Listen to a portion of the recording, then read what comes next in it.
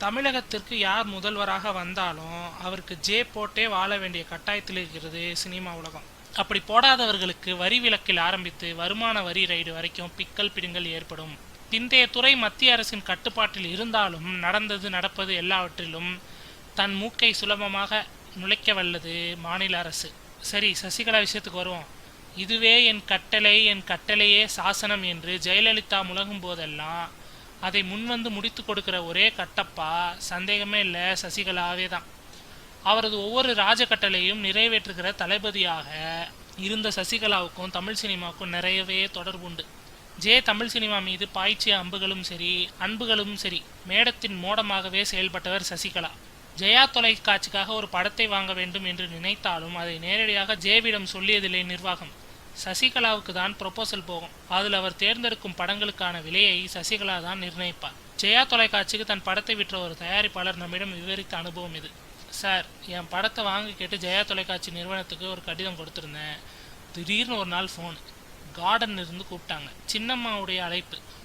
சரியா 11 மணிக்கு வந்துருங்க என்றது. அவ்வளோதான், வாரி சுருட்டிட்டு கொண்டு கார்டனுக்கு ஓடினேன். வெளியில் நின்றுட்டு இருந்த அதிகாரிகள், சின்னம்மா உள்ளே இருக்கிறாங்க, போய் அனாவசியமாக எதுவும் பேசக்கூடாது, அவங்க என்ன கேட்குறாங்களோ சுருக்கமாக பதில் சொல்லிட்டு திரும்பிடணும் அப்படின்னாங்க. சரி என்றபடியே உள்ளே போன தயாரிப்பாளரை இன்முகத்தோடு வரவேற்ற சசிகலா சம்பிரதாயத்திற்கு சில வார்த்தைகள் பேசிவிட்டு, நீங்கள் கேட்டிருந்த அமௌண்ட்டு பார்த்தேன், குறைக்கணும்னு தோணலை, அப்படியே வாங்கிக்கோங்க என்று கூறியபடியே ஒரு துண்டு சீட்டில் விலையை எழுதி கையெழுத்தும் போட்டு கொடுத்தார். இதை கொண்டு போய் ஜெயா டிவியில் கொடுங்க, அவங்க தருவாங்க என்று கூற சந்தோஷத்துடன் வெளியே வந்த தயாரிப்பாளர் அந்த பணத்தை ஜெயா டிவியில் இருந்து பெற்றுக்கொண்டார். இப்படி சின்ன படங்கள் மட்டுமல்ல, ஜெயா டிவிக்காக வாங்கப்பட்ட பெரிய படங்கள் கூட சசிகலாவின் மேற்பார்வையில் தான் வாங்கப்பட்டன. சினிமாவில் நடக்கும் எல்லா விஷயங்களும் அப்போதைய முதல்வர் ஜேவுக்கு போயிருதோ இல்லையோ சசிகலாவின் காதுகளுக்கு போய்விடும். இன்று பெரிய பெரிய படங்களை வெளியிடும் ஜாஸ்ட் சினிமாஸ், அந்த நிறுவனத்தின் பராமரிப்பில் இயங்கும் தியேட்டர்கள் எல்லாமே சசிகலாவின் ஆளுமைக்குட்பட்டது தான்.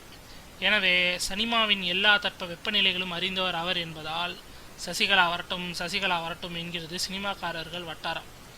தூரத்தில் தெரிகிற வெளிச்சம் ஒளி விளக்கா இல்லை கொல்லிவாய் பிசாசா என்பதில் அருகில் வந்தாதான் தெரியும். சின்னம்மா, எப்பமா வருவீங்க?